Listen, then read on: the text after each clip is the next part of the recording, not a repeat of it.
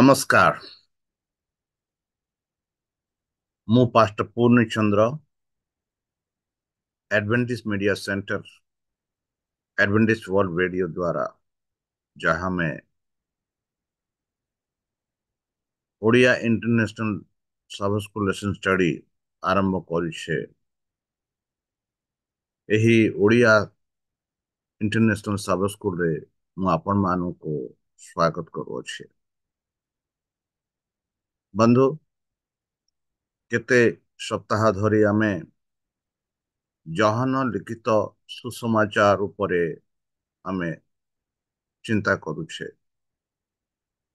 आओ आज आमे विशेष भावरे बा एई सप्ताहरे विशेष भावरे आमे आलोचना करिबा मो सही सत्य पथ ओ जीवन। I am the way, the truth and the life. ଏହା ହଉଛି ଏହି ସପ୍ତାହର ସିନେମା, ଏହି ସପ୍ତାହର ପାଠ। ତାହେଲେ ଚାଲନ୍ତୁ ଆମେ ନିଜ ପରମେଶ୍ୱରଙ୍କ ସହ ସମର୍ପଣ କରି ତାଙ୍କ ବାକ୍ୟରେ ଆମେ ଆଲୋଚନା କରିବା। ତା ପୂର୍ବେ ଆମେ ସେହି ପରମେଶ୍ୱରଙ୍କ ଠାରେ ପ୍ରାର୍ଥନା କରିବା। ହେ ଆମ୍ଭମାନଙ୍କ ସର୍ବଶକ୍ତି ସର୍ବଜ୍ଞାନୀ ପ୍ରେମର ସାଗର ଦୟାମୟ ଅନ୍ତର୍ଜମୀ ଅନୁଗ୍ରହ ପରମ ପିତା, ଧନ୍ୟବାଦ ଅର୍ପଣ କରୁଅଛୁ। ବର୍ତ୍ତମାନ ଯେଉଁ ସାବାସ୍କୁ ପାଠ ଆମେ ପଢ଼ିବାକୁ ଯାଉଅଛୁ, ଏହା ବୁଝିବା ପାଇଁ, ଏହା ଜାଣିବା ପାଇଁ, ଏହା ତୁମ ବିଷୟରେ ଅଧିକ ରୂପେ ଜାଣିବା ପାଇଁ ଆମମାନଙ୍କୁ ଶକ୍ତିରେ, ଜ୍ଞାନ, ବୁଦ୍ଧିରେ ଓ ସେହି ପବିତ୍ର ଆତ୍ମା ଦ୍ୱାରା ଆମମାନଙ୍କୁ ପରିଚାଳନା କର। ଆଉ ପରିଶେଷେ ଯେବେ ତୁମେ ତୁମ ସେହି ସହସ୍ରଦୂତଙ୍କ ସହ ଆସିବେ, ସେତେବେଳେ ଆମମାନଙ୍କୁ ଏକ ବାସସ୍ଥାନ ଦିଅ ବୋଲି ତ୍ରାଣକର୍ତ୍ତା ପ୍ରଭୁ ଯୀଶୁଙ୍କୁ ମଧୁରମୟ ନାମରେ ଏଇ ଛୋଟ ବିକ୍ଷମ ଅଛି, ତୁମେ ଗ୍ରହଣ କର। ଆମେନ୍। ବନ୍ଧୁ, ମୁଁ ଆଉ ଥରେ ଆପଣମାନଙ୍କୁ ଆମ इंटरनेशनल ओडिया सब स्कूल पाठरे स्वागत करुछि। अंतर्जातीय ओडिया सब स्कूल पाठरे स्वागत करुछि। आउ जेपरि कि मु कहि सारिछि आपण माननकु एई सप्ताहर पाठ होछि सेही सत्य, सेही पथ, सेही जीवन, बा सेही पथ सत्य और जीवन, the way, the truth and the life. ताले चलंतु एही सबस्कुल पाठ आमे गभीर रूपे आलोचना करिबा, जहा आमानको आध्यात्मिक रूपे साहाय्य करिपारिबो। जेपरि कि आमर स्वन्य पद न्या जाई अछि, जहन तार 1:18 सेठी जीशु कहन्ति, केही केबे ईश्वरंकु देखि नाहंते ता देखि नाही, पितांक कलुषित आदित्य पुत्र ताहांको प्रकाश कले। यीशु प्रभु एही पृथ्वी को आसिथिले जेपरि कि परमेश्वरंक प्रेम आमानको प्रकाश करिवे। परमेश्वरंक प्रेम सदा सर्वदा आममानଙ୍କ ठारे रहि पारिबो। जेपरि कि परमेश्वरंक प्रेम आमानको अनंत जीवन प्राप्त देई पारिबो। एथिपाई जीशु ख्रीष्ट एही पृथ्वी को आसिथिले। जेपरि कि गत सप्ताहे आमे शिक्षा करिथिलु पुरातन नियम रे जीशु ख्रीष्टଙ୍କୁ किपरि साख्या दिया जाउअछि, आओ पुरातन नियम रे जीशु प्रभुଙ୍କ कथा, कार्य और आचार्य कर्म जहा लिखित थिला, सेही विषय आमे नूतन नियम रे पूर्ण हेबार देखि सारिछु। बंधु, एई सप्ताहे आमे देखुअछु कि जीशु होछन्ति सेही पथ, सत्य और जीवन। जेहेतु जीशु होछन्ति सेही पथ, सत्य और जीवन, तांक द्वारा ही आमे परमेश्वरंक ସମ୍ମୁଖରେ ଉପସ୍ଥିତ ହୋଇପାରିବା। ଯେବେ ଆମେ ଯୀଶୁ ଖ୍ରୀଷ୍ଟଙ୍କୁ ଗ୍ରହଣ କରୁ, ଆମ ଜୀବନଦାତା, ଆମ ରକ୍ଷକ, ଆମର ଉଦ୍ଧାରକର୍ତ୍ତା, ଆମର ମାର୍ଗଦର୍ଶନ ଦାତା ଉପରେ ଯଦି ଆମେ ଗ୍ରହଣ କରିବା ଆଉ ତାଙ୍କଠାରେ ବିଶ୍ୱାସ କରିବା, ତେବେ ସେହି ପଥ, ସେହି ସତ୍ୟ ଆଉ ସେହି ଜୀବନ ବିଷୟରେ ଆମେ ଶିକ୍ଷା କରିପାରିବା ଆଉ ନିଜକୁ ପ୍ରସ୍ତୁତ କରି ସେହି ପିତାଙ୍କ ସମ୍ମୁଖରେ ଆମେ ଛିଡା ହୋଇପାରିବା। ବନ୍ଧୁ, ଚିହ୍ନ ଗୁଡ଼ିକ ଯାହା ପୁସ୍ତକ ମାଧ୍ୟମରେ ଯୀଶୁ ତାଙ୍କର ଚମତ୍କାର ସଂକଳ୍ପ ଏବଂ ଶିକ୍ଷା ଦେଇଥିଲେ, ବର୍ତ୍ତମାନ ବିଶେଷ ଭାବରେ ଦ୍ୱିତୀୟ ସ୍ଥାନାନ୍ତରିତ ଜହନ ଗୌରବ ପୁସ୍ତକ କୌତୂହଳର ବିଷୟ, ଯାହା ପ୍ରସିଦ୍ଧ ସାତଟି ଯାହା ପଦ ଆମେ ଦେଖୁଛୁ, ସେଇ ପଦଟି ଏକ ସେତୁ ଗଠନ କରେ। ବିଜ୍ଞାନ ପୁସ୍ତକ ଏବଂ ଗୌରବ ପୁସ୍ତକ ଯେ ଉପରେ ଏଗୁଡିକ ହେଉଛି ଜୀବନର ଆହାର, ଯାହା ଆମେ ଦେଖୁଅଛୁ ଜହନ 6:38ରେ ଆଉ ଜହନ 6:41, 48, 51। ଆଉ ଯୀଶୁ ମଧ୍ୟ ଜଗତର ଜ୍ୟୋତି, ଯାହା ଆମେ ଦେଖୁଅଛୁ ବା ଦେଖିଲୁ ଗତ ସପ୍ତାହରେ ଜହନ 8:12ରେ, ଜହନ 9:8ରେ।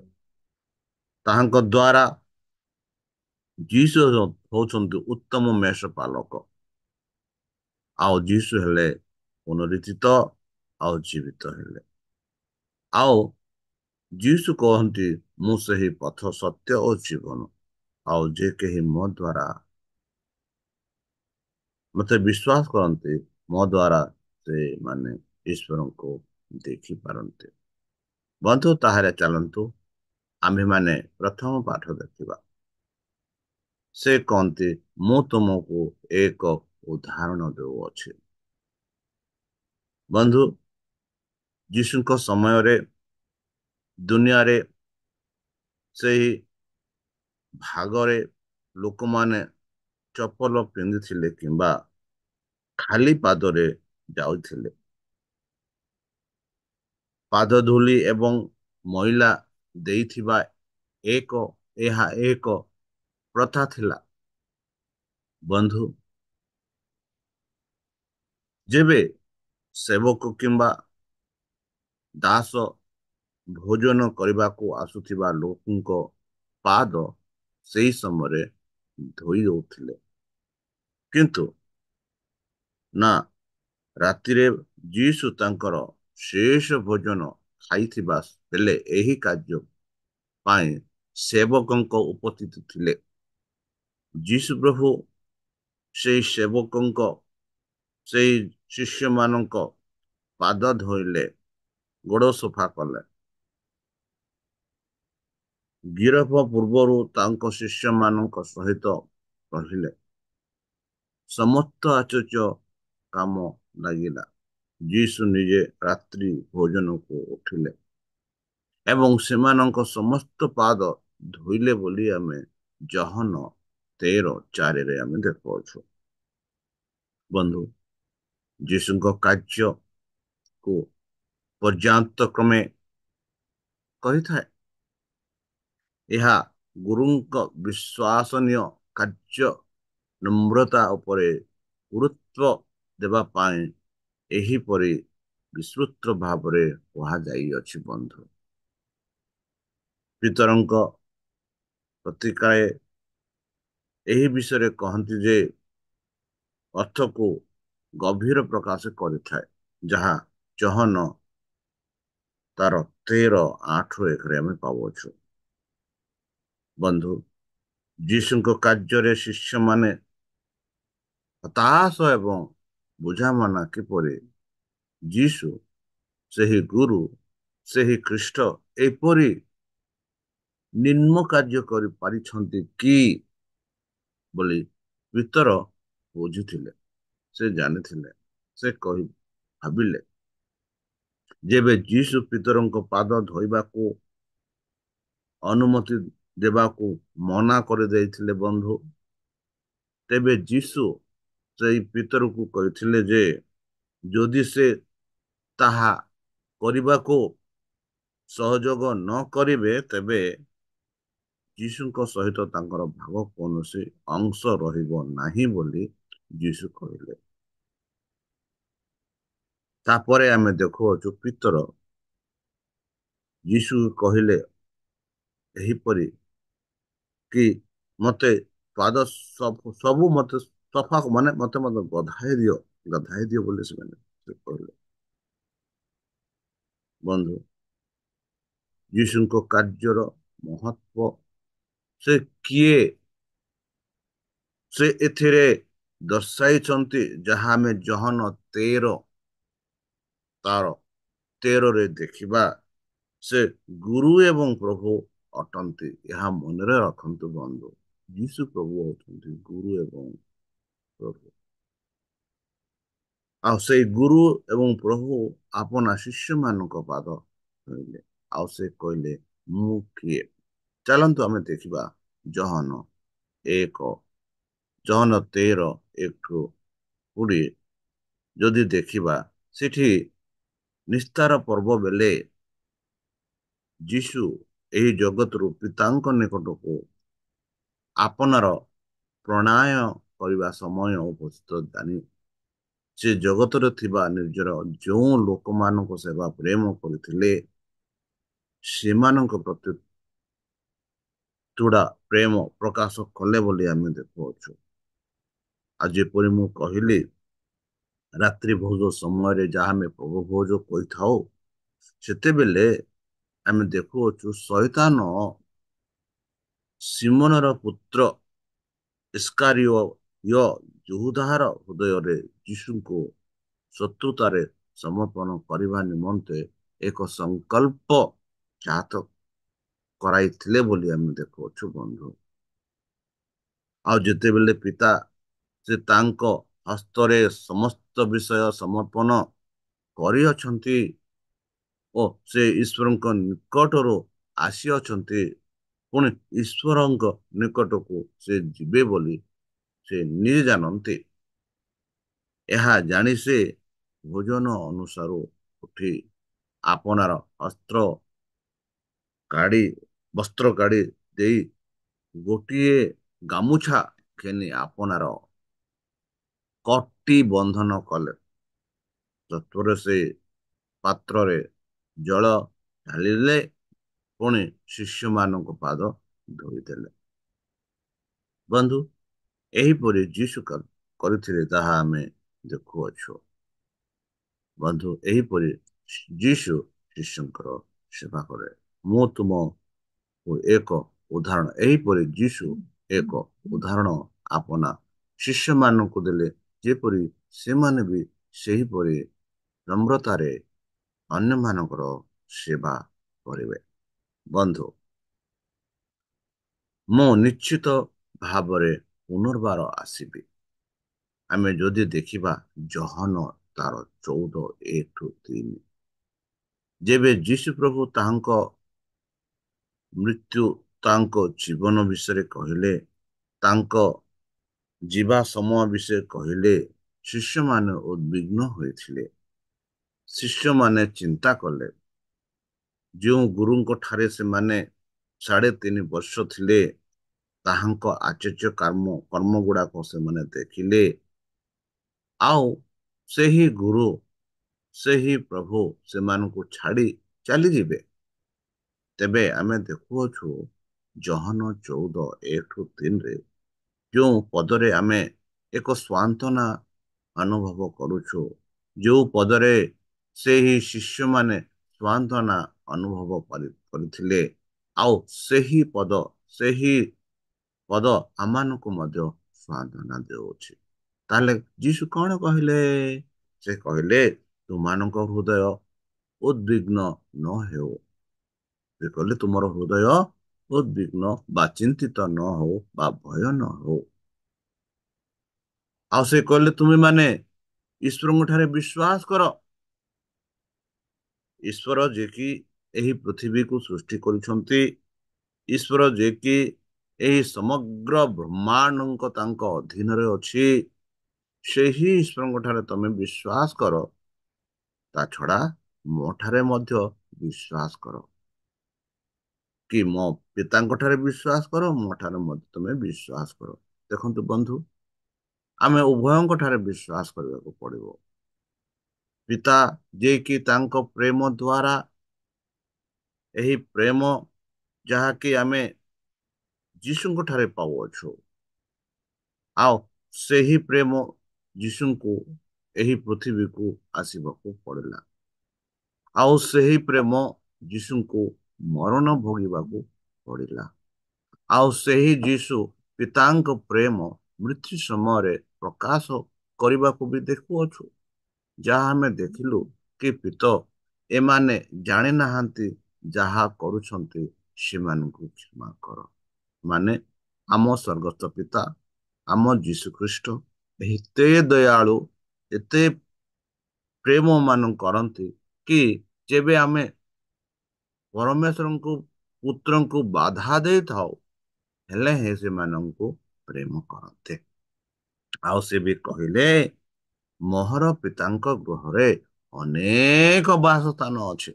ହଁ ବନ୍ଧୁ, ଆଜି ଆମେ ଏହି ପୃଥିବୀରେ ପ୍ରାୟ ଅନେକ ଲୋକଙ୍କ ଠାରେ ରହିବା ପାଇଁ ସ୍ଥାନ ନାହିଁ, ମୁଣ୍ଡ ଦେବା ପାଇଁ ସ୍ଥାନ ନାହିଁ, ଖାଦ୍ୟର ଅଭାବ, ବସ୍ତ୍ରର ଅଭାବ, ସବୁ କିଛି ଅଭାବ ରହିଅଛି। ଆଉ ଏଠି ଯୀଶୁ ପ୍ରଭୁ ଆମମାନଙ୍କୁ ପ୍ରତିଶ୍ରୁତି ଦଉଛନ୍ତି କି ମୋର ପିତାଙ୍କ ଗୃହରେ ଅନେକ ବାସସ୍ଥାନ ଅଛି। ଆଉ ଯଦି ଅନ ନଥାନ୍ତା, ତାହେଲେ ମୁଁ ତୁମମାନଙ୍କୁ କହି ନଥାନ୍ତି। ମନେ ରଖନ୍ତୁ ବନ୍ଧୁ, କି ଯୀଶୁ ଖ୍ରୀଷ୍ଟ ସେ ସ୍ୱର୍ଗରୁ ଏହି ପୃଥିବୀକୁ ଆସିଲେ। ସେ ମଣିଷ ରୂପ ନେଲେ। ଆଉ ଯୀଶୁ ଖ୍ରୀଷ୍ଟ ହଉଛନ୍ତି ସେହି ପରମ ପିତାଙ୍କର ପରମ ପୁତ୍ର।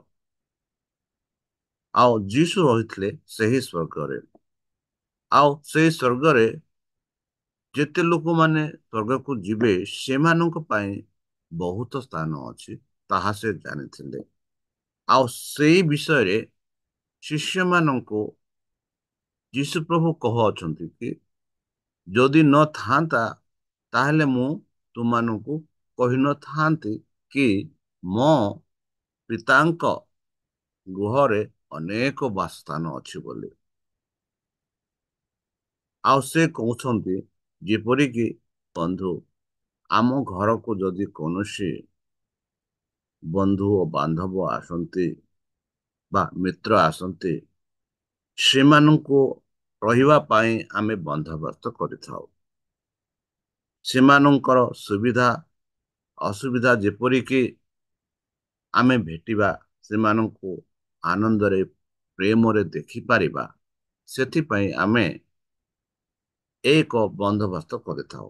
ହୋଇପାରେ ଆମ ଘର ଛୋଟ, ଛୋଟ ହେଲେ ବି ଆମେ ଆମର ମିତ୍ର ବା ବନ୍ଧୁ ବା ବାନ୍ଧବ ବା ପରିଚୟ ଲୋକ ଆସନ୍ତି, ଯେପରିକି ସେମାନେ ସୁବିଧାରେ ଖୁସିରେ ଯେତେ ଦିନ ରହିବେ, ସେମାନଙ୍କ ପାଇଁ ଆମେ ଏଇ ସୁବିଧା ଗୁଡାକ ଯୋଗାଇ ଦେଇଥାଉ।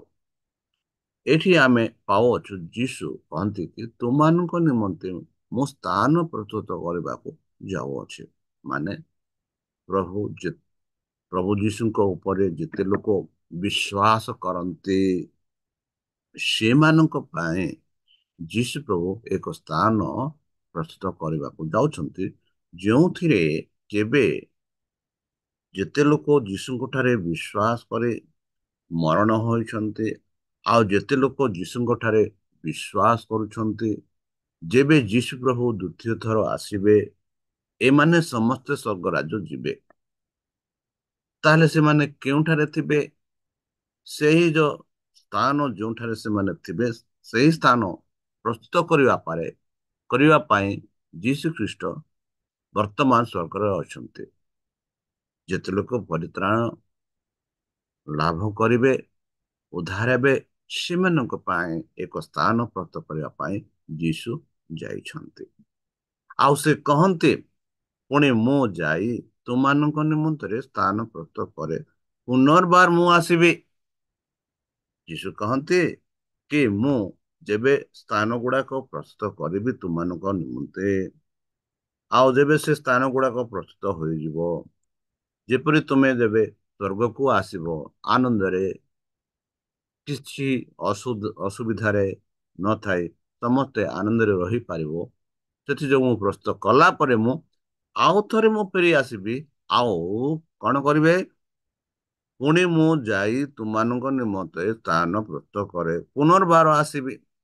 ମୁଁ ଆଉ ଥରେ ଆସିବି, ଆଉ ଯେଉଁ ସ୍ଥାନରେ ମୁଁ ତୁମାନଙ୍କ ନିମନ୍ତେ ପାଇଁ ପ୍ରସ୍ତୁତ କରୁଅଛି, ଆଉ ଯେଉଁ ସ୍ଥାନରେ ମୁଁ ରହୁଅଛି, ସେହି ସ୍ଥାନକୁ ମୁଁ ତୁମାନଙ୍କୁ ନେଇଯିବି ବୋଲି ଯୀଶୁ କହନ୍ତି। ବନ୍ଧୁ, କେଡ଼େ ସୁନ୍ଦର ଆଶା ଏହା ଆମେ ଦେଖୁଅଛୁ। ଶିଷ୍ୟମାନଙ୍କୁ କେଡ଼େ ସୁନ୍ଦର ପ୍ରକାରେ ଯୀଶୁ କହୁଅଛନ୍ତି କି ଯୀଶୁ ଆଉ ଥରେ ସେ ଆସିଲେ। ଆମମାନଙ୍କ ପାଇଁ ଯୀଶୁ ଏକ ସ୍ଥାନ ପ୍ରସ୍ତୁତ କରୁଛନ୍ତି, ଯେଉଁଠାରେ ଆମେ ସୁନ୍ଦର ଭାବରେ ରହିପାରିବା। ଯଦି ଆମେ ଦାନିଏଲ 7:27 ଦେଖିବା, ଆଉ ରାଜତ୍ୱ ଓ କର୍ତ୍ତୃତ୍ୱ ଓ ଆକାଶ ମଣ୍ଡଳର ଅଧସ୍ଥିତ ରାଜ୍ୟ ସମୂହ ମହିମା ସର୍ବ ପରିସ୍ଥିତିର ପବିତ୍ର ଲୋକମାନଙ୍କୁ ଦତ୍ତ ହେବେ। ତାହାଙ୍କର ରାଜ୍ୟ ଅନନ୍ତ କାଳ ରାଜ୍ୟ ଓ ଯାବତୀୟ ଶାସନକର୍ତ୍ତା ତାହାଙ୍କର ସେବା କରିବେ ଓ ତାହାଙ୍କର ଆଜ୍ଞା ହେବ।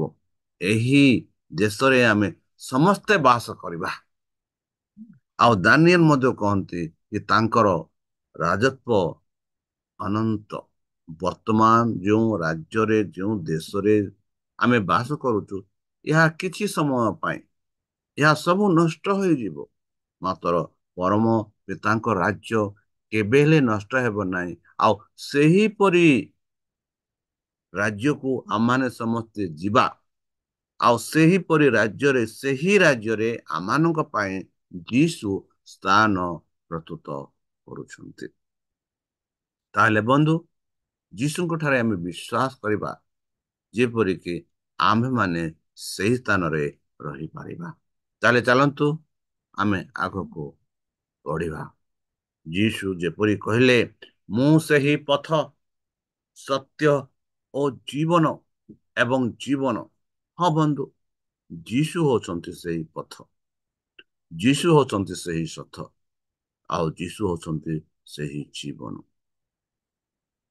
ବନ୍ଧୁ, ଯେବେ ଯୀଶୁ ପ୍ରଭୁ ଏହି ପୃଥିବୀରେ ଥିଲେ, ଶିଷ୍ୟମାନେ ଅନେକ ପ୍ରଶ୍ନ ପଚାରିଲେ। ଆଉ ସେଇ ପ୍ରଶ୍ନ ମାନଙ୍କ ମଧ୍ୟରେ କିଛି ପ୍ରଶ୍ନ ଏକ ଗୁରୁତ୍ୱ ପ୍ରଶ୍ନ ଥିଲା, ଆଉ କିଛି ପ୍ରଶ୍ନ ସାଧାରଣ ପ୍ରଶ୍ନ ଥିଲା। ଆମମାନେ ବି ଦେଖୁଅଛୁ ବନ୍ଧୁ କି ଫାରସିସ୍ ସଦସ୍ୟ ସେହି ଶିକ୍ଷକ ମାନେ ଯୀଶୁଙ୍କ ପାଖକୁ ଆସି ଅନେକ ପ୍ରଶ୍ନ ପଚାରୁଥିଲେ। ଆଉ ସେଇ ପ୍ରଶ୍ନ ମାନଙ୍କୁ ଯୀଶୁ ପ୍ରଭୁ ସାଧାରଣ ଭଲ ଭାବରେ ବୁଝେଇ କହୁଥିଲେ। ଆଉ ସେମାନଙ୍କୁ କହିଲେ, ଏହି ପ୍ରଶ୍ନର ଉତ୍ତର ଦାତା ହଉଛନ୍ତି ଯୀଶୁ ପ୍ରଭୁ। ଆଉ ଏଇ ପ୍ରଶ୍ନର ଉତ୍ତର ଦେବା ପାଇଁ ହିଁ ସେ ଆସିଅଛନ୍ତି ବୋଲି ସେ କହିଲେ। ଯେବେ ଥମାସ ଯୀଶୁଙ୍କୁ ପଚାରିଲେ, ହେ ପ୍ରଭୁ, ଆପଣ କେଉଁ ସ୍ଥାନକୁ ଯାଉଅଛନ୍ତି? ଯେବେ ଯୀଶୁ ଖ୍ରୀଷ୍ଟ କହିଲେ, ଯାହା ଆମେ ଗତ କାଲିର ପାଠ ପଢିଲୁ କି ମୁଁ ଯାଉଅଛି, ତୁମ ପାଇଁ ଏକ ସ୍ଥାନ ପ୍ରସ୍ତୁତ କରିବା ପାଇଁ ଯାଉଅଛି, ଯିବି, ତୁମ ପାଇଁ ସ୍ଥାନ ପ୍ରସ୍ତୁତ କରିବି, ଆଉ କଲା ପରେ ମୁଁ ଫେରି ଆସିବି, ଆଉ ତୁମମାନଙ୍କୁ ସେଇ ସ୍ଥାନକୁ ଯିବି ବୋଲି ଯେବେ ଯୀଶୁ କହିଲେ, ତେବେ ସମସ୍ତଙ୍କ ମନରେ ଏକ ପ୍ରଶ୍ନ ହେଲା କି ଯୀଶୁ କେଉଁଠାକୁ ଯାଉଅଛନ୍ତି? ଯୀଶୁ ଆମମାନଙ୍କ ପାଇଁ କେଉଁଠାରେ ସ୍ଥାନ ପ୍ରସ୍ତୁତ କରିବେ ବୋଲି ତାଙ୍କ ମନରେ ଏକ ପ୍ରଶ୍ନ ଉଠିଲା, ଏକ ଚିନ୍ତାଧାରା ହେଲା, ଏକ ଭାବନା ଆସିଲା। ଆଉ ସେ ପଚାରିଲେ, ପ୍ରଭୁ, ଆପଣ କେଉଁ ସ୍ଥାନକୁ ଯାଉ ଅଛନ୍ତି ତାହା ଆମ୍ଭେମାନେ ଜାଣିନାହୁଁ। ଦେଖନ୍ତୁ ବନ୍ଧୁ, ଆମେ ପବିତ୍ର ଶାସ୍ତ୍ର ଆଦି ପୁସ୍ତକଠୁ ପ୍ରକାଶିତ ପୁସ୍ତକ ପ୍ରାୟ ଖ୍ରୀଷ୍ଟିଆନ ମାନେ କହନ୍ତି କି ମୁଁ ଆଦିଠୁ ପ୍ରକାଶିତ ପୁସ୍ତକ ବହୁ ଥର ପଢି ସାରିଛି। ମାତ୍ର ମନେ ରଖନ୍ତୁ ବନ୍ଧୁ, ଯେବେ ଆମେ ବାଇବଲ ପଢିବା, ଯେତେ ଥର ପଢିବା ଆମେ ସେତେ ଥର ଜ୍ଞାନ ଲାଭ କରିବା। ଯେତେ ଥର ପଢିବା ସେତେ ଥର ଆମେ ବାଇବଲକୁ ଧୀରେ ଧୀରେ ବୁଝିପାରିବା। ବାଇବଲ ଏକାଥର ପଢିଲେ ଆମେ ବୁଝିପାରିବା ନାହିଁ। ଆଉ ଆମେ ଦେଖୁଅଛୁ ଏଇ ଯୋଉ ଥମସ 3.5 ବର୍ଷ ଯୀଶୁଙ୍କ ଠାରେ ଥିଲେ, ସେ ତାହାଙ୍କ ରାଜ୍ୟ ବିଷୟରେ କହିଲେ, ତାଙ୍କ ମୃତ୍ୟୁ ବିଷୟରେ କହିଲେ, ଆଉ ସେ କେଉଁଠାରୁ ଆସିଅଛି ତାହା ବି ସେ କହିଲେ। ଆଉ ବର୍ତ୍ତମାନ ଥମସ ଯୀଶୁଙ୍କୁ ପ୍ରଶ୍ନ କରନ୍ତି କି, ଯୀଶୁ ମୋ ପ୍ରଭୁ, ତୁମେ କେଉଁଠାକୁ ଯାଉଅଛ? ଆମେ ତ ଜାଣିନାହୁଁ। ତେବେ ଯୀଶୁ କହିଲେ, ପଥ ବା କିପରି ଜାଣିପାରୁ? ସେ କହିଲେ, ସେଇ ପଥ ଆମେ ଜାଣିନାହୁଁ। ମନେ ରଖନ୍ତୁ ବନ୍ଧୁ, ଆଜିକାଲି ତ ଗୁଗଲ ଦ୍ଵାରା ଆମେ କୋଉ ଆଡେ କୋଉ ସ୍ଥାନକୁ ଗଲେ ବି ଗୁଗଲ ଦ୍ଵାରା ଆମେ ପଥ ଜାଣିପାରି ସଠିକ ଜାଗାକୁ ଯାଉଅଛୁ। ଆଉ ଆଗ ଦିନରେ ଯୋଉମାନେ ଯୋଉ ଗାଁକୁ ଯିବାକୁ ଚାହୁଁଥିଲେ ବା ଯେଉଁ ଦେଶକୁ ଯିବାକୁ ଚାହୁଁଥିଲେ, ସେମାନେ ପଚାରି ପଚାରି ବା ଯୋଉଟା ଆମେ କହୁଛୁ, ଯୋଉଟା କି ସ୍ଥାନ ଦେଖାଏ ବା ଅନେକ ପ୍ରକାର ଆକାରରେ ସେମାନେ ଦେଖିକରି ସେଇ ସ୍ଥାନକୁ ଯାଉଥିଲେ। ଆଉ ସେଇପରି ଥୋମାସ ଯୀଶୁଙ୍କୁ ପ୍ରଶ୍ନ କରନ୍ତି, ପ୍ରଭୁ ଆପଣ କହୁଛନ୍ତି କି ମୁଁ ଯାଉଅଛି, ଆମମାନଙ୍କ ପାଇଁ ସ୍ଥାନ ପ୍ରସ୍ତୁତ କରିବା ପାଇଁ ଯାଉଅଛନ୍ତି, ମାତ୍ର ଆମେ ସେଇ ସ୍ଥାନ ଜାଣିନାହୁଁ, ଆଉ ସେଇ ପଥ ବି ଆମେ ଜାଣିନାହୁଁ ବୋଲି ଯୀଶୁକୁ ପ୍ରଶ୍ନ କଲେ। ତେବେ ଯୀଶୁ ତାଙ୍କୁ କହିଲେ, ଏହିପରି ଆର ପ୍ରଶ୍ନ ସେ ଦେଲେ, ସେହି ଯୋଉ ପଥ ହଉଛନ୍ତି ମୁଁ, ସେଇ ଯୋଉ ସତ୍ୟ ହଉଛି ମୁଁ, ସେଇ ଯୋଉ ଜୀବନ ହଉଛି ମୁଁ। ଯଦି ମୋ ଦ୍ଵାରା ଏଇ ଯୋଉ ପଥକୁ ତମେ ଚିହ୍ନି ପାରିବ, ଏଇ ଯୋଉ ସତ୍ୟ ଯାହା ମୁଁ କହୁଅଛି ତାହା ବୁଝିପାରିବ,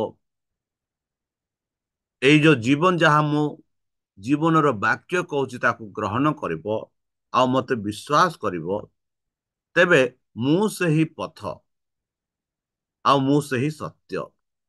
ଆଉ ଯେବେ ସେଇ ପଥ ବିଷୟରେ ଜାଣିପାରିବ, ଯେବେ ସେ ସତ୍ୟ ବିଷୟରେ ଜାଣିବ, ଯେବେ ତୁମେ ସେହି ଜୀବନ ବିଷୟରେ ଜାଣିବ, ସେହି ଜୀବନ ହିଁ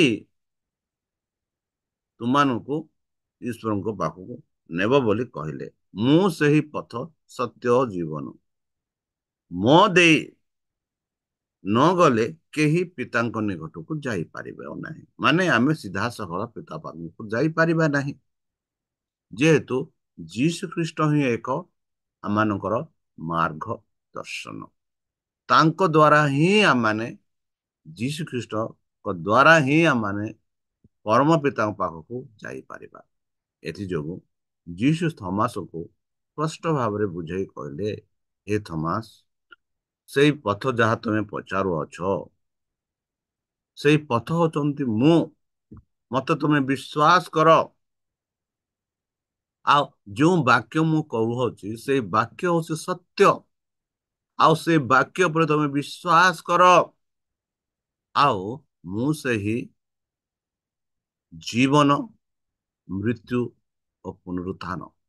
ମୋ ଠାରେ ତମେ ବିଶ୍ୱାସ କର। ଆଉ ଯେବେ ମତେ ବିଶ୍ୱାସ କରିବ, ମତେ ବି ଯେବେ ବିଶ୍ୱାସ କରିବ, ତେବେ ହିଁ ତମେ ସେହି ସ୍ୱର୍ଗ ରାଜ୍ୟକୁ ଯାଇପାରିବ ବୋଲି ଯୀଶୁ ଥମସକୁ ସ୍ପଷ୍ଟ ରୂପେ କହିଲେ। ତାହେଲେ ଚାଲନ୍ତୁ ଆମେ ଆଗକୁ ବଢିବା। ବନ୍ଧୁ, ଆମେ ଯୀଶୁଙ୍କ ପଥ, ସତ୍ୟ ଓ ଜୀବନ ବିଷୟରେ ଦେଖିଲୁ। ହେଲେ ସେଇ ଯୋଉ ସତ୍ୟ, ଯୀଶୁ କହିଲେ ମୁଁ ସେହି ସତ୍ୟ ଅଟେ।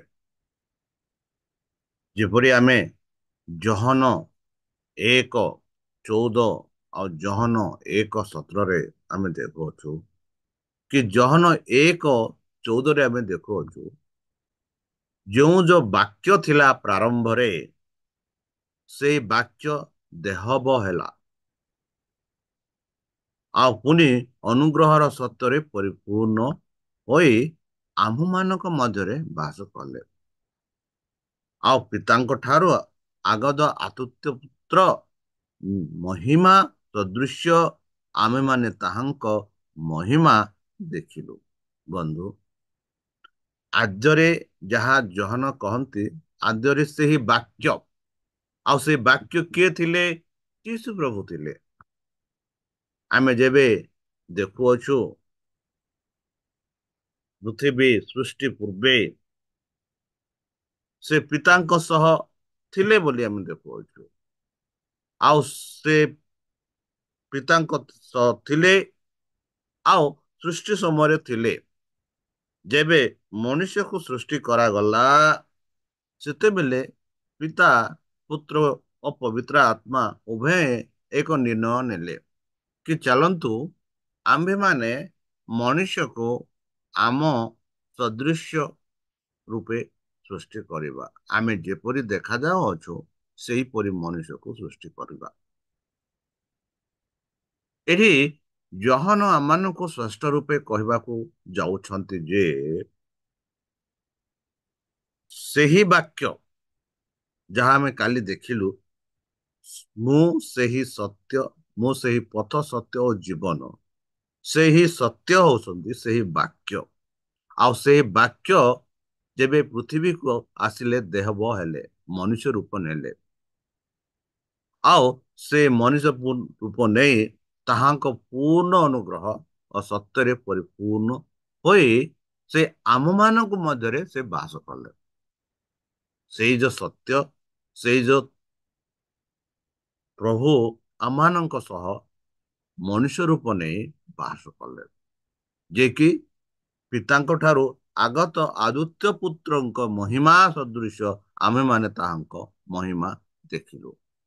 ବନ୍ଧୁ, ଯେବେ ମଉସା କହିଲେ, ପିତ, ମୁଁ ତୁମକୁ ଦେଖିବାକୁ ଚାହୁଁଅଛି, ତେବେ ପିତା କହିଲେ, ପ୍ରଭୁ କହିଲେ, ମତେ ଦେଖି କେହି ବଞ୍ଚି ପାରିବେ ନାହିଁ। ମାତ୍ର ତୁମ ଯେଉଁ ଇଚ୍ଛା ଅଛି, ସେଇ ଇଚ୍ଛାକୁ ମୁଁ ପୂର୍ଣ୍ଣ କରିବି, କି ଆପଣା ଗୌରବ ତୁମ ଦେଇ ମୁଁ ଗମନ କରିବି ବୋଲି ସେ କହିଥିଲେ। ଆଉ ସେଇ ଗୌରବ, ସେହି ମହିମା ପିତାଙ୍କ ଦ୍ୱାରା ଯାହା ଆମେ ଦେଖିବାକୁ ଚାହୁଁଥିଲୁ, ତାହା ପୁତ୍ରଙ୍କ ଦ୍ୱାରା ଆମେ ଦେଖୁଅଛୁ। ତାହା ଆମେ ପବିତ୍ର ଶାସ୍ତ୍ରରେ ଦେଖୁଅଛୁ। ସେହି ଯୋଉ ତଥ୍ୟ, ଯିଏକି ଏହି ପୃଥିବୀକୁ ଦେହବନ୍ତ ହୋଇ ଆସିଥିଲେ। ସେହିପରି ଆମେ ଦେଖୁଅଛୁ ପ୍ରଥମ ଜହନ, କ୍ଷମା କରନ୍ତୁ, ଜହନ 1:17, କାରଣ ବ୍ୟବସ୍ଥା ମୋଶାଙ୍କ ଦ୍ୱାରା ପ୍ରଦର ହେଲା, କିନ୍ତୁ ଅନୁଗ୍ରହ ଓ ସତ୍ୟ ଯୀଶୁ ଖ୍ରୀଷ୍ଟଙ୍କ ଦ୍ୱାରା ଉପସ୍ଥିତି ହେଲା। ଆମେ ଦେଖୁ ବ୍ୟବସ୍ଥା ମୋଶାଙ୍କ ଦ୍ୱାରା ପ୍ରଦର ହେଲା। ମୋଶାଙ୍କ ସମୟରେ କୌଣସି ବ୍ୟକ୍ତି ଯଦି ପାପ କରୁଥାଏ, ସେଇ ବ୍ୟକ୍ତିର ପାପର ପ୍ରାୟଶ୍ଚିତ ପାଇଁ ସେ ଏକ ମେଣ୍ଢା ବା ଷଣ୍ଢ ବା ଯୋଉ କୌଣସି ସୂଚି ପଶୁ ଆଣି ସେଇ ମନ୍ଦିରରେ ସେଇ ପଶୁ ଉପରେ ହାତ ଦେଇ ନିଜ ପାପକୁ ସ୍ୱୀକାର କରୁଥିଲା। ଆଉ ସେଇ ପାପ ସେହି ପଶୁକୁ ବା ସେଇ ମେଣ୍ଢାକୁ ବା ସେହି ମେଷ ଉପରକୁ ଯାଉଥିଲା। ଆଉ ସେ ମେଷକୁ ସେଇ ମନ୍ଦିରରେ ବଳିଦାନ ଦିଆଯାଉଥିଲା। ଆଉ ଯେବେ ବଳିଦାନ ଦିଆଯାଉଥିଲା, ସେଇ ଲୋକ ଯାହା ସେ ପାପ ସ୍ୱୀକାର କଲା, ସେଇ ପାପଟା କ୍ଷମା କରାଯାଉଥିଲା। ଏହିପରି ବ୍ୟକ୍ତି ଯେବେ ପାପ କରୁଥିଲା, ଏହିପରି କାମ ସେତେବେଳେ ପୁରାତନ ନିୟମରେ ଚାଲିଥିଲା। ଏହା ମୋଶାଙ୍କ ବ୍ୟବସ୍ଥାରେ ଲିଖିତ ହୋଇଥିଲା। ମାତ୍ର ଆମେ ଦେଖୁଛୁ ନୂତନ ନିୟମରେ ସେହି ବ୍ୟବସ୍ଥା ଯେ କି ଭାଙ୍ଗିବା ପାଇଁ ସେହି ବଳିଦାନ ନିୟମ ବ୍ୟବସ୍ଥା ଭଙ୍ଗ କରିବା ପାଇଁ ଯୀଶୁ ଖ୍ରୀଷ୍ଟ ଏ ପୃଥିବୀକୁ ଆସିଲେ। ଆଉ ସେ ଖ୍ରୀଷ୍ଟଙ୍କ ସେହି ସତ୍ୟ ଯୀଶୁ ଖ୍ରୀଷ୍ଟଙ୍କ ଦ୍ଵାରା ଉପସ୍ଥିତ ହେଲା। ତାହା ହଉଛି ଅନୁଗ୍ରହ ଓ ସତ୍ୟ। ଅନୁଗ୍ରହ ସତ୍ୟ। ଯେବେ ଆମେ ସେହି ସତ୍ୟ ଉପରେ ବିଶ୍ୱାସ କରୁ, ଯୀଶୁଙ୍କ ଠାରେ ବିଶ୍ୱାସ କରୁ, ତାଙ୍କ ବାକ୍ୟରେ ବିଶ୍ୱାସ କରୁ, ତେବେ ତାଙ୍କ ପରମେଶ୍ୱରଙ୍କ ଅନୁଗ୍ରହ ଆମେ ପ୍ରାପ୍ତ କରିଥାଉ। ଆଉ ଯେବେ ଯୀଶୁ ପ୍ରଭୁ ଏହି ପୃଥିବୀକୁ ଆସିଲା, ସେହି ଅନୁଗ୍ରହ ଯୀଶୁଙ୍କ ଦ୍ଵାରା ଉପସ୍ଥିତ ହେଲା ବୋଲି ଆମେ ଦେଖୁଅଛୁ। ବନ୍ଧୁ ବନ୍ଧୁ ଏହି ସତ୍ୟ ହଉଛି ଅନନ୍ତ ସତ୍ୟ, ଯାହା ଆମେ ଦେଖିବାକୁ ପଡ଼ିବ। ଯେପରିକି ଭଉଣୀ ଏଲେନ୍ ଜି ହ୍ୱାଇଟ୍ ଲେଖନ୍ତି,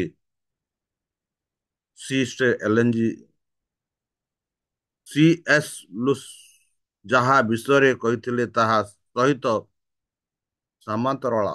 ଖ୍ରୀଷ୍ଟିଆନ ଧର୍ମ ମୁଁ ଖ୍ରୀଷ୍ଟିଆନ ଧର୍ମରେ ବିଶ୍ୱାସ କରେ, ଯେହେତୁ ମୁଁ ସୂର୍ଯ୍ୟଙ୍କ ପାଖରେ ଅଛି ବୋଲି ବିଶ୍ୱାସ କରେ। କେବଳ ମୁଁ ଉଠିଛି ଏହା ଦେଖି ନୁହେଁ, ବରଂ ଏହା ବାର ଏହା ଦ୍ୱାରା ମୁଁ ସବୁ କିଛି ଦେଖେ। ଧର୍ମଶାସ୍ତ୍ର କହିତା କବିତା କି ବୋଲି ସେ କୁହନ୍ତି। ବନ୍ଧୁ, ଯେପରି ଆମେ ଦେଖୁଛୁ ଜହନ 1-4 ସେଠି ଆମେ ଦେଖୁଛୁ, ଆଦ୍ୟରେ ବାକ୍ୟ ଥିଲା, ବାକ୍ୟ ଈଶ୍ୱରଙ୍କ ସଙ୍ଗରେ ଥିଲେ, ସେହି ବାକ୍ୟ ଈଶ୍ୱର ଥିଲେ। ସେ ଆଦ୍ୟରେ ଈଶ୍ୱରଙ୍କ ସହିତ ଥିଲେ, ମାନେ ପ୍ରାରମ୍ଭରେ ଈଶ୍ୱରଙ୍କର ଥିଲେ। ତାହାଙ୍କ ଦ୍ୱାରା ସମସ୍ତ ଯାହା ଆମେ ଦେଖୁଛୁ ସୃଷ୍ଟି ହେଲା, ଆଉ ସମସ୍ତ ସୃଷ୍ଟି ହୋଇଛି। ସେଥିମଧ୍ୟରୁ ଗୋଟିଏ ସୁଦ୍ଧା ତାହାଙ୍କ ବିନା ସୃଷ୍ଟି ହୋଇନାହିଁ ବା ସୃଷ୍ଟ ହୋଇନାହିଁ। ତାଙ୍କ ଠାରେ ଜୀବନ ଥିଲା ଓ ସେ ଜୀବନ ମନୁଷ୍ୟମାନଙ୍କ ଜ୍ୟୋତି ହେଲା ବୋଲି ଆମେ ଦେଖୁଅଛୁ। ବନ୍ଧୁ, ଏହି ଜୀବନ ପାଇଁ ଆମେ ଏହି ଜୀବନ ହଉଛି ଆମମାନଙ୍କ ପାଇଁ ଯିଏକି ଯୀଶୁ ଖ୍ରୀଷ୍ଟ ଦେଇଥିଲେ। ତାହେଲେ ଶାସ୍ତ୍ର ଏବଂ ସତ୍ୟ, ସେଇ ଯୋଉ ଶାସ୍ତ୍ର ଆମେ ଦେଖୁଛୁ ପବିତ୍ର ଶାସ୍ତ୍ର ବାଇବଲ, ଏଇ ଯୋଉ ଶାସ୍ତ୍ର ସମଗ୍ର ସୁସମାଚାର ଶାସ୍ତ୍ର କହିବାରେ ଏକ ଗୁରୁତ୍ୱପୂର୍ଣ୍ଣ ଭୂମିକା ଗ୍ରହଣ କରିଥାଏ। ସେହି ପଥ ସତ୍ୟ ଏବଂ ଜୀବନ ବିଷୟରେ ସମସ୍ତ ମାଧ୍ୟମରେ ଆମମାନଙ୍କ ବିଷୟରେ ସୁସମାଚାର କରିଥାଏ। ଯେପରିକି ଜହନ 5:38-40 ଯଦି ଆମେ ଦେଖିବା, ପୁଣି ତାହାଙ୍କ ବାକ୍ୟ ତୁମମାନଙ୍କ ଅନ୍ତରରେ ସ୍ଥାନ ପାଇନାହିଁ, କାରଣ ସେ ଯାହାଙ୍କୁ ପ୍ରେରଣ କରେ ତାହାଙ୍କୁ ସେମାନେ ବିଶ୍ୱାସ କରୁନାହାନ୍ତି। ତୁମେମାନେ ଧର୍ମଶାସ୍ତ୍ର ଅନୁସନ୍ଧାନ କରୁଅଛ, କାରଣ ସେଥିରେ ଜୀବନ ପ୍ରାପ୍ତ ହୋଇଅଛ ବୋଲି ମନେ କରୁଅଛ। ଆଉ ସେହି ଧର୍ମଶାସ୍ତ୍ର ମୋ ବିଷୟରେ ସାକ୍ଷାତ ଦେଉଅଛି, କିନ୍ତୁ ତୁମମାନେ ତା ଜୀବନ ପ୍ରାପ୍ତ ହେବା ନିମନ୍ତେ ମୋ ନିକଟକୁ ଆସିବାକୁ ଇଚ୍ଛା କରୁନାହ। ବନ୍ଧୁ, ଯେଉଁ ଧର୍ମଶାସ୍ତ୍ର ଆମେ ପଢୁଛୁ, ସେହି ଧର୍ମଶାସ୍ତ୍ରରେ ହିଁ ଆମେ ସେଇ ଜୀବନ, ସେହି ପଥ, ସେଇ ବାକ୍ୟ ବିଷୟରେ ଆମେ ଜାଣୁଛୁ। ଆଉ ସେ ସମୟରେ ଆମେ ଦେଖୁ ଅନେକ ଲୋକ ପଢନ୍ତି ସେଇ ପବିତ୍ର ଶାସ୍ତ୍ର ବାଇବଲ, ମାତ୍ର ଖ୍ରୀଷ୍ଟଙ୍କ ଠାରେ ବିଶ୍ୱାସ କରୁଛନ୍ତି ବୋଲି କହନ୍ତି, ମାତ୍ର ଆଦିଠୁ ପ୍ରକାଶିତରେ ଯାହା ଲେଖା ହେଇଛି ତା ଉପରେ ସେମାନେ ବିଶ୍ୱାସ କରନ୍ତି ନାହିଁ। କାହିଁକି? ସେମାନେ ଭାବନ୍ତି କି ଏସବୁ ଆମମାନଙ୍କ ପାଇଁ ନାହିଁ, ଖାଲି ବିଶେଷ ପଦରେ ସେମାନେ ବିଶ୍ୱାସ କରିଥାନ୍ତି। ମାତ୍ର ଏଠି କହୁଛି ଧର୍ମଶାସ୍ତ୍ର ମାନେ ଏକ ବାଇବଲ। ସେଇ ଧର୍ମଶାସ୍ତ୍ର ସବୁ ଯାହା ଆଦିଠୁ ପ୍ରକାଶିତରେ ଆମେ ପଢୁଛୁ, ସେଇ ଧର୍ମଶାସ୍ତ୍ର ହିଁ ଖ୍ରୀଷ୍ଟଙ୍କ ବିଷୟରେ ସାକ୍ଷା ଦିଏ। ଆଉ ସେଇ ଯୋଉ ସାକ୍ଷାକୁ ଆମେ ନ ପଢି କିଛି କିଛି ବାକ୍ୟକୁ ଆମେ ପଢି ଆମେ ବିଶ୍ୱାସ କରିଥାଉ।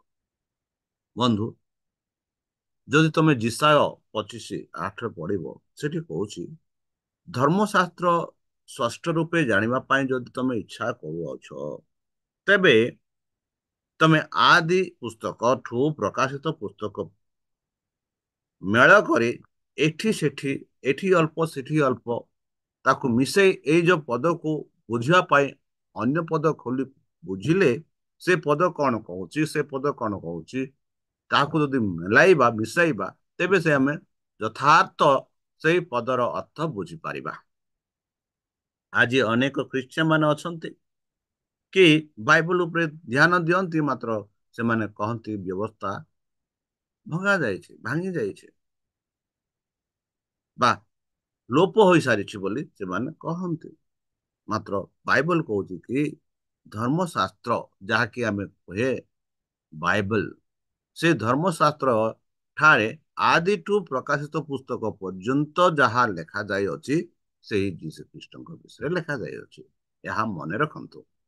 ମାନେ ବାଇବଲରେ ଯାହା କୁହାଯାଇଛି ତାହା ଆମେ କରିବାକୁ ପଡିବ।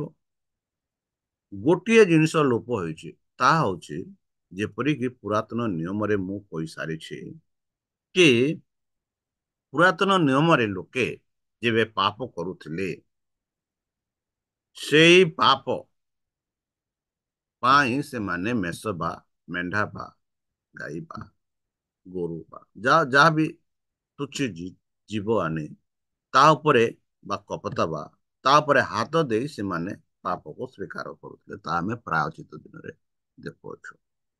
ଆଉ ସେଇ ପ୍ରାୟଚିତ ବଳିଦାନ ଯାହା ଆମେ ହଉଥିଲା ସେଇ ସମୟରେ, ତାହା ହିଁ ଲୋପ ହେଲା କୃଷରେ। ଯେହେତୁ ସେଇ ଯୋଉ ପାପର ଯାହା ସେଇ ମେଷକୁ ଯୀଶୁକୁ ଦର୍ଶାଉଥିଲା, ଯୋଉ ପ୍ରତିଜ୍ଞା ଆମେ ଦେଖୁଛୁ ଆଦମକୁ ଦିଆଯାଇଥିଲା, ଯେଉଁ ବଳିଦାନ ଯେବେ ଆଦମ ଅବା ପାପ କଲେ, ସେଇ ମେଷକୁ ବଳିଦାନ ଦିଆଯାଇଥିଲା ଆଉ ସେଇ ଚରମ ସେମାନଙ୍କୁ ବସ୍ତ୍ର ଉପରେ ଦିଆଯାଇଥିଲା। ସେଇ ଯୋଉ ଚରମର ବସ୍ତ୍ର, ସେଇ ଯୋଉ ବଳିଦାନ କୃଷରେ ଲୋପ ହୋଇଥିଲା। ଏହା ଛଡା ଆଉ କିଛି ନାହିଁ। ବ୍ୟବସ୍ଥା ଯାହା ପ୍ରଭୁ ନିଜ ହସ୍ତରେ ଲେଖି ଦେଇଥିଲେ, ତାହା ବର୍ତ୍ତମାନ ବି ଅଛି। ତାହା ପୃଥିବୀ ଭୂମଣ୍ଡଳ ସାରା ସମଗ୍ର ପାଳନ କରୁଛି। ମାତ୍ର ଅଧିକାଂଶ ଖ୍ରୀଷ୍ଟ ମାନେ ସେମାନେ ପାଳନ କରନ୍ତି ନାହିଁ। ତାହା ହଉଛି ଦଶ ଆଜ୍ଞା। ଦଶ ଆଜ୍ଞାରେ ହିଁ, ସେଇ ଆଜ୍ଞାରେ ହିଁ ରାଜ ରାଜ୍ୟ ଚାଲୁଅଛି, କାନୁନ ନିୟମ ଚାଲୁଅଛି। ଆଉ ଯେବେ ବାଇବଲ ନ ପଢି ସେମାନେ ଶାସକ ମାନେ ଏଇ ନିୟମକୁ ପାଳନ କରୁଛନ୍ତି, ତେବେ ଆମେ ଖ୍ରୀଷ୍ଟିଆନ ହେଇ କାହିଁ ଏମାନେ ଆମେ ଏହି ବ୍ୟବସ୍ଥାକୁ ପାଳନ କରୁନାହୁଁ? ଆମେ କହୁ କି ପ୍ରଭୁ ବ୍ୟବସ୍ଥାକୁ ଲୋପ କରିଲେ। ଏହା ପ୍ରଭୁ ଯୀଶୁ କେବେ ବ୍ୟବସ୍ଥାକୁ ଲୋପ କଲେ ନାହିଁ। ମନେ ରଖନ୍ତୁ, ଯୀଶୁ ପ୍ରଭୁ କହିଲେ ମୁଁ ବ୍ୟବସ୍ଥା ବା କୌଣସି ପୂର୍ଣ୍ଣଚ୍ଛେଦ ବା ଯୋଉଟା କି କମା ମୁଁ ତାକୁ ଲୋପ କରିବା ପାଇଁ ଆସିନାହିଁ, ବରଂ ମୁଁ ତାକୁ ପୂର୍ଣ୍ଣ କରିବା ପାଇଁ ଆସିଅଛି ବୋଲି ପ୍ରଭୁ ଯୀଶୁ ନିଜେ ସେ କହିଲେ। ଚାଲନ୍ତୁ ମାଥ୍ୟୁ ତାର ଲୁକ 4:1-70 ପଢିବା। ପୁରା କାଳରୁ ଆପଣା ପବିତ୍ର ଭାବବାଦୀ ମାନେ ମୁଖ ଦ୍ଵାରା ପ୍ରେରିତ କରିଥିଲେ ବୋଲି ଏଠି ଆମେ ଲୁକ 1:70 ଦେଖୁଅଛୁ। ସେପରି ପ୍ରେରିତ 1:16-1ରେ ପ୍ରେରିତ କହନ୍ତି କି ପରେ ସେ ଭର୍ତ୍ତି ଓ ଲୁଶାସ୍ତ୍ରକୁ ମଧ୍ୟ ଆସିଲେ। ଆଉ ଦେଖ, ସେ ସ୍ଥାନରେ ହିମତୀ ନାମରେ ଜଣେ ଶିଷ୍ୟ ଥିଲେ। ସେ ଜଣେ ବିଶ୍ୱାସୀ ଯହୁଦୀ ମହିଳା ମହିଳାର ପୁତ୍ର, କିନ୍ତୁ ତାଙ୍କର ପିତା ଜଣେ ଗ୍ରୀକ ଥିଲେ। ବନ୍ଧୁ, ଅନେକ ଖ୍ରୀଷ୍ଟିଆନ ମାନେ ଖ୍ରୀଷ୍ଟଙ୍କ ଠାରେ ବିଶ୍ୱାସ କଲେ ଆଉ ସେମାନେ ମୁକ୍ତି ଲାଭ କରିବେ ବୋଲି ପବିତ୍ର ଶାସ୍ତ୍ର ବାଇବଲ ମାନଙ୍କୁ କହୁଅଛି। ତାହେଲେ ଚାଲନ୍ତୁ ଶେଷରେ ଆମ ପରବର୍ତ୍ତୀ ଚିନ୍ତା ଆମେ ଦେଖିବା।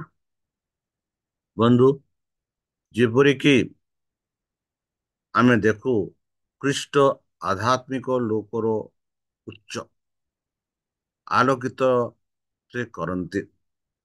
ସେ ଜଗତରୁ ଜଗତକୁ ଅନ୍ଧକାର ତଥାପି ପ୍ରତୀକ ଅସମ୍ପୂର୍ଣ୍ଣ ଥିଲେ। ସେହି ମହାନ ଲୋକ ଯାହା ତାଙ୍କର କାର୍ଯ୍ୟ ଗୌରବ ତାଙ୍କ ନିଜ ସ୍ୱର୍ଗ ସ୍ଥାପନ କରିଥିଲେ, ତାହା ଏକ ସତ୍ୟରେ ଏଥି ପ୍ରତିନିଧି ଥିଲା। ସକାଳ ଥିଲା, ଯାହାକି ଆମେ ଏଲ୍ଏନଜି ୱାଇଡ୍ ଦ୍ୱାରା ଏହିପରି ଆମେ ଦେଖୁଅଛୁ।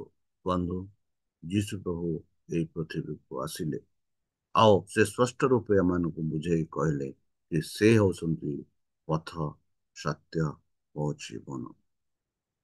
ଆଉ ତାଙ୍କ ଦ୍ୱାରା ହିଁ ଆମେ ପିତାଙ୍କ ଠାକୁ ଯାଇପାରିବା। ତାହେଲେ ଚାଲନ୍ତୁ ସେହି ପିତାଙ୍କ ଠାକୁ ଆମେ ଯେପରି ଯାଇପାରିବା, ଆମେ ତାଙ୍କଠାରେ ଆମେ ବିଶ୍ୱାସ କରି ତାଙ୍କ ପବିତ୍ର ଶାସ୍ତ୍ର ଉପରେ ଆମେ ଧ୍ୟାନ ଦେଇ ତାଙ୍କ ବିଷୟରେ ଅଧିକ ରୂପେ ଜାଣିବା। ଯେପରିକି ଆମମାନେ ସେଇ ପିତାଙ୍କ ଅନୁଗ୍ରହ, ପିତାଙ୍କ ପ୍ରେମ ଯେପରି ଆମେ ପ୍ରାପ୍ତ ହୋଇପାରିବା, ଏଥି ନିମନ୍ତେ ଚାଲନ୍ତୁ ନିଜକୁ ସମର୍ପଣ କରି ତାହାଙ୍କ ନାମରେ ଆମେ ପ୍ରାର୍ଥନା କରିବା। ହେ ଆମମାନଙ୍କ ସ୍ୱର୍ଗସ୍ଥ ପିତା, ଧନ୍ୟବାଦ ଅର୍ପଣ କରୁଅଛୁ। ତୁମ ସେହି ବାକ୍ୟ ଦ୍ୱାରା ଆମମାନଙ୍କୁ ସେହି ପଥ, ସତ୍ୟ ଓ ଜୀବନ ଜାଣିବା ପାଇଁ ଆମମାନଙ୍କୁ ବୁଦ୍ଧି ଜ୍ଞାନରେ ପରିପୂର୍ଣ୍ଣ କର। ଆମ ପାପ ସବୁ ତୁମ ସେହି ବହୁମୂଲ୍ୟ ରକ୍ତରେ ପରିଷ୍କାର ରୂପେ ଧୋଇ ଦିଅ। ଯେଉଁ ଆଶା ଆମମାନଙ୍କୁ ଦେଲ ତୁମ ସେହି ବାକ୍ୟ ଦ୍ୱାରା କି ଆମମାନଙ୍କ ପାଇଁ ଏକ ସ୍ଥାନ ପ୍ରସ୍ତୁତ କରିବା ପାଇଁ ଯାଉଅଛ। ହଁ ପ୍ରଭୁ, ସେହି ସ୍ଥାନ ପାଇଁ ଆମେ ନିଜକୁ ପ୍ରସ୍ତୁତ କରିବା ପାଇଁ ଆମମାନଙ୍କୁ ପବିତ୍ର ଆତ୍ମା ଦ୍ୱାରା ପରିଚାଳନା କର। ଯେବେ ତୁମେ ତୁମ ସେହି ସହସ୍ର ଦୂତଙ୍କ ସହ ଆସିବେ, ଯେପରିକି ଆମେ ସମସ୍ତେ ଯାଇପାରିବୁ। ଆଉ ପରିଶେଷ ଏ ଆମ ପରମ ପିତା, ଯେବେ ତୁମ ସେହି ପୁତ୍ର ସେହି ସହସ୍ର ଦୂତଙ୍କ ସହ ଆସିବେ ଆପଣା ସାଧୁମାନଙ୍କୁ ସଂଗ୍ରହ କରିବା ନିମନ୍ତେ, ସେତେବେଳେ ଆମମାନଙ୍କୁ ଏକ ବାସସ୍ଥାନ ଦେବ ବୋଲି ତ୍ରାଣକର୍ତ୍ତା ପ୍ରଭୁ ଯୀଶୁଙ୍କ ମଧୁରମୟ ନାମରେ ଏହି ଛୋଟ ଭିକ୍ଷା ମାଗୁଛେ, ତୁମେ ଗ୍ରହଣ କର। ଆମେନ୍।